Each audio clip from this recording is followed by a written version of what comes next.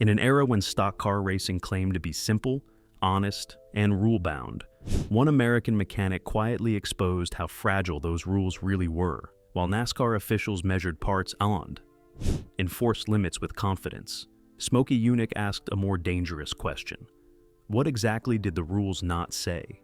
His answer wasn't louder engines or reckless driving, but a subtle engineering move that turned regulation itself into a weakness. When inspectors finally realized what he had done, the solution wasn't punishment. It was rewriting the rulebook. That moment permanently changed how racing would be policed. Smokey's garage, engineering the unwritten. If you drove through Daytona Beach, Florida, in the late 1940s, you might have passed a building with a confident, slightly arrogant sign that read, "Smokey's best damn garage in town." To the casual tourist or local resident, it appeared to be nothing more than a standard repair shop, a place to get a radiator fixed or a tire patched. But behind those bay doors lay one of the most sophisticated, secretive, and subversive research and development laboratories in American automotive history. This was not merely a garage, it was a black ops engineering facility where the very concept of a racing rulebook was dismantled, analyzed, and reassembled. The man in charge was Henry Smokey Yunick, a figure who would come to define the friction between mechanical ingenuity and regulatory control. Smokey Yunick was not a product of the formal engineering schools that churned out the corporate technicians of Detroit. Born in 1923 to Ukrainian immigrants in Neshaminy Falls, Pennsylvania, his education was forged in the harsh reality of the Great Depression. Growing up on a farm where resources were scarce, Yunick learned early on that mechanical failure was not an option. It was a direct threat to survival. When his father passed away, a 16-year-old Smokey dropped out of school to run the farm. He kept the equipment running not by ordering new parts, but by scavenging junk piles and improvising solutions. He famously built a fully functional tractor using the chassis of a wrecked car, a feat of mandatory self-reliance that taught him a crucial lesson. The only limit to what a machine can do is the imagination of the mechanic working on it. This trial-by-fire education instilled in him an improvisational brilliance that formal training could never replicate. His nickname, Smokey, often leads people to assume it referenced his fiery temper, or perhaps the tire smoke of a burnout. In reality, it was a byproduct of his early days racing motorcycles. The bikes he rode were often held together by sheer will, and produced such thick plumes of burning oil smoke that track announcers started calling him Smokey. The name stuck, becoming a brand that would eventually terrify NASCAR inspectors. A significant part of the Yunick legend involves his service in World War II. For decades, the story went that Smokey was a B-17 Flying Fortress pilot who flew over 50 missions over Europe. While military records paint a slightly different picture, listing him as a welder and gunner rather than a pilot, the influence of aviation on his mindset was undeniable. Unlike his peers in the Southeast, who cut their teeth running moonshine on dirt roads and learned mechanics through trial and error, Yunick approached cars with the precision of an aeronautical engineer. He understood aerodynamics, thermal efficiency, and fluid dynamics in a way that the moonshine mechanics simply didn't. He looked at a race car and saw a system of airflow and heat exchange, not just a big engine in a steel box. This unique perspective birthed a philosophy that would make him the bane of the NASCAR establishment. Smokey believed that racing was not a competition between drivers or cars, but a competition between the mechanic and the rulebook. His maxim was simple: you don't race cars, you race the rulebook. In his mind, there was a profound difference between cheating and innovation. Cheating was doing something the rules explicitly forbade, like running an engine that was too large. Innovation, however, was doing something the rules failed to mention. He operated in the gray area, the vast unregulated space between the lines of the rulebook. If the regulations didn't say you couldn't do it, then by definition, it was legal. This wasn't defiance for the sake of defiance. It was an intellectual exercise. He was testing the boundaries of the written word against the physical reality of the machine, forcing the sport to evolve from a rough collection of guidelines into a rigorous engineering discipline. Exploiting the plumbing loophole. In the high-stakes theater of 1960s stock car racing, fuel capacity was the invisible clock ticking down on every dashboard. NASCAR officials understood that forced pit stops were essential for the drama of the sport. If a car could run uninterrupted for hours, the field would spread out, the tension would evaporate, and the show would suffer. To prevent this, the rulebook became obsessed with the fuel tank. Before every race, inspectors would descend upon the cars with tape measures and calibrated pouring cans, meticulously verifying that the steel box in the trunk did not hold a single ounce more than the regulations allowed. They were rigorous, exacting, and completely focused on the container. This regulatory myopia created a massive blind spot. While the officials were hyper-focused on the tank, they completely ignored the plumbing that connected that tank to the engine. Smokey Yunick realized that the rulebook defined the storage capacity of the reservoir but remained silent on the capacity of the delivery system. A standard fuel system in a 1968 Chevelle utilized a humble line, typically 5/8 of an inch in diameter, running the shortest possible distance from the rear of the car to the fuel pump. It was functional, lightweight, and held a negligible amount of liquid, perhaps a fraction of a cup.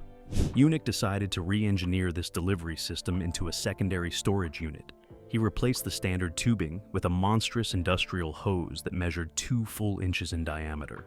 To the untrained eye, it looked like a heavy-duty component built for durability, perhaps to withstand the debris of the track. In reality, it was the Anaconda. Instead of running a direct 4-foot path to the engine, Yunick snaked this massive conduit back and forth through the interior of the car.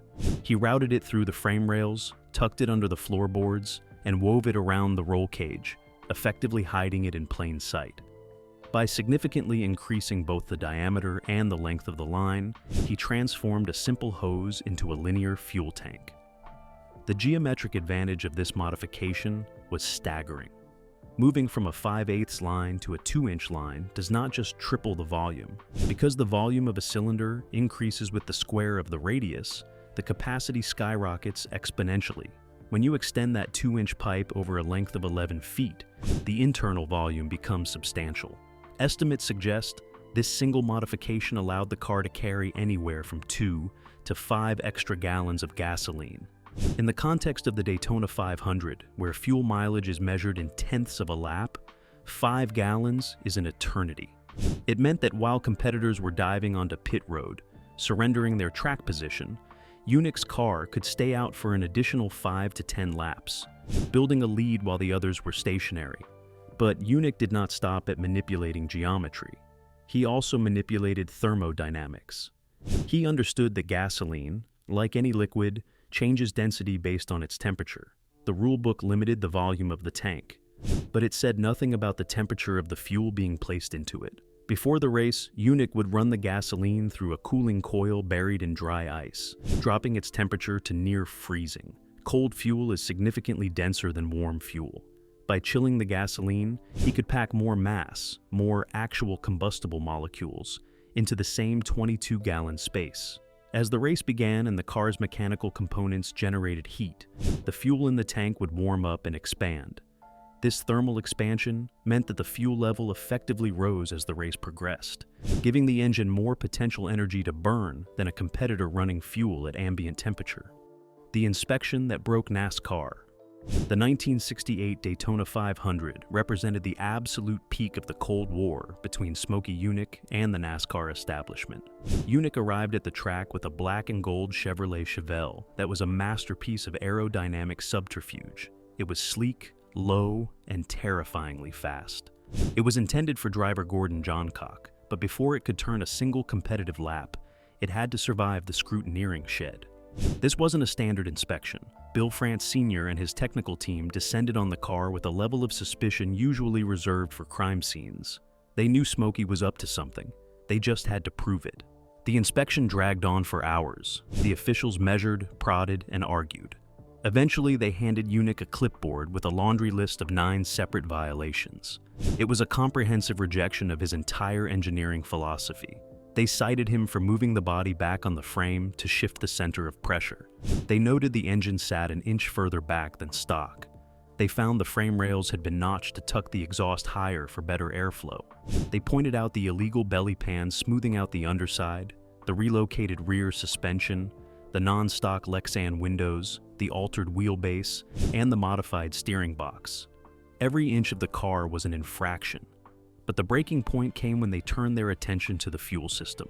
Still convinced that Yunick was hiding capacity somewhere, they ordered him to physically remove the fuel tank from the car so they could inspect the mounting area and the tank itself in isolation. Yunick, simmering with frustration at what he viewed as their arrogant incompetence, watched as his mechanics unbolted the straps and dropped the tank onto the concrete floor. The car was now sitting there, completely severed from its primary fuel source.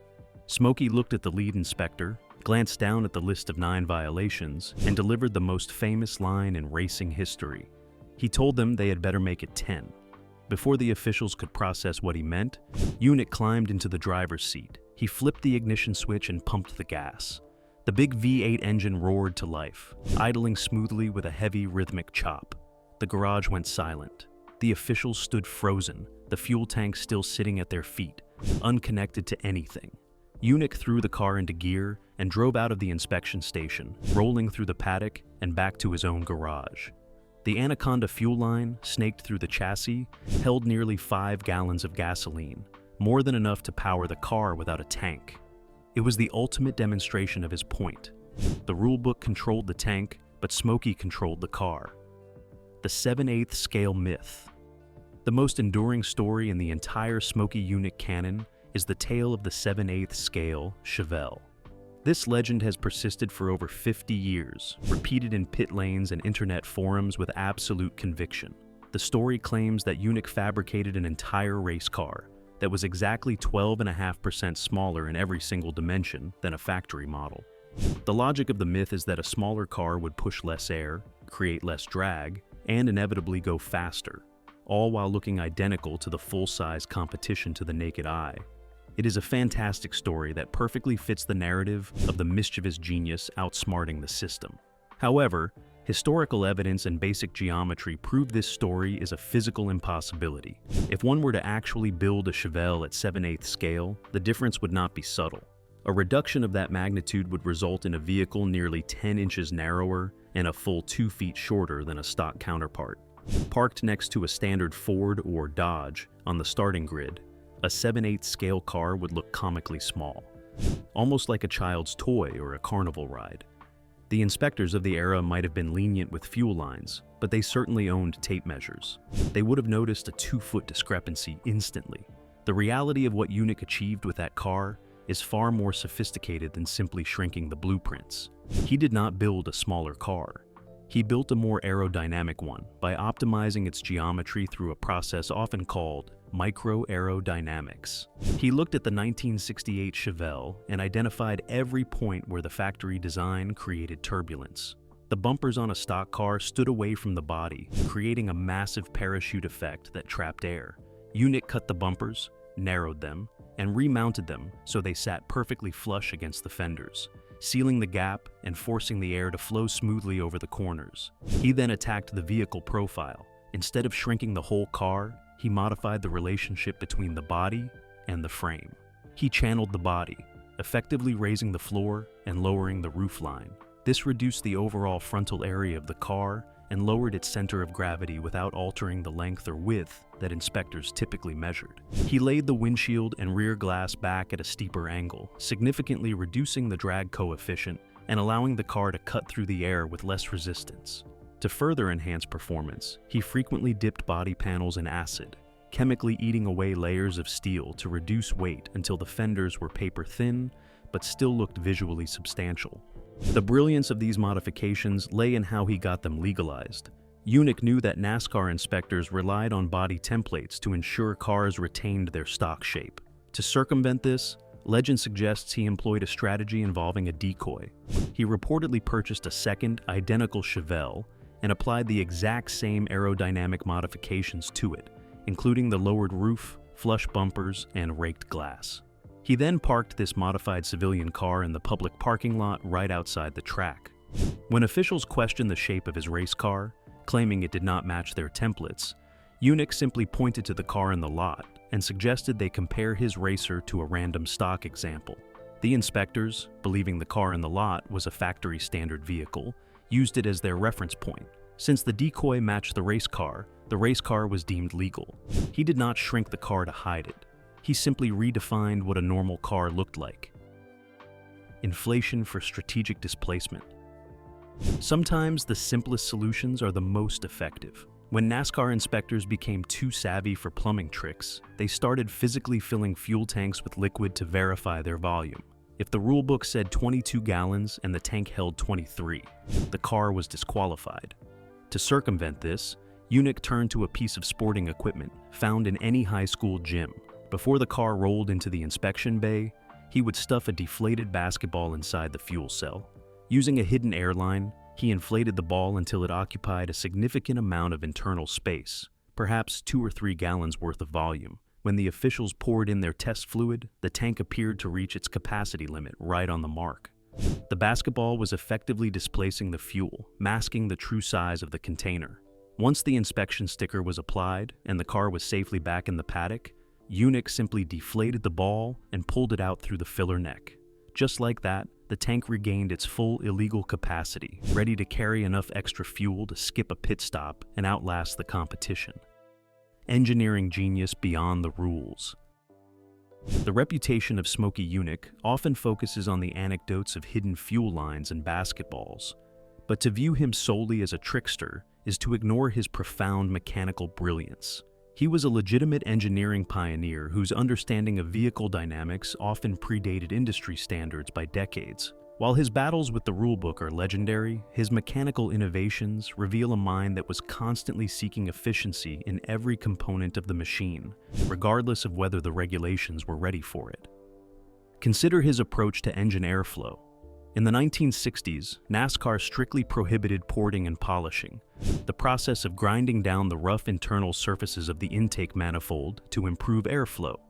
The rulebook specifically banned the use of grinders, files, or hand tools for this purpose. Yunick looked at the rough cast iron manifolds and saw wasted horsepower, but he also read the specific wording of the ban. He connected the manifold to a high-pressure pumping system and forced a slurry of sand and abrasive liquid through the runners for hours. The abrasive mixture eroded the rough casting imperfections, leaving the internal passages polished to a mirror finish without a single tool ever touching the metal. When officials accused him of porting the heads, he simply stated that he had never used a hand tool as the rules forbade. He argued that the smooth finish was merely the result of liquid erosion, a natural process he had simply accelerated. His understanding of physics extended to the very rotation of the engine.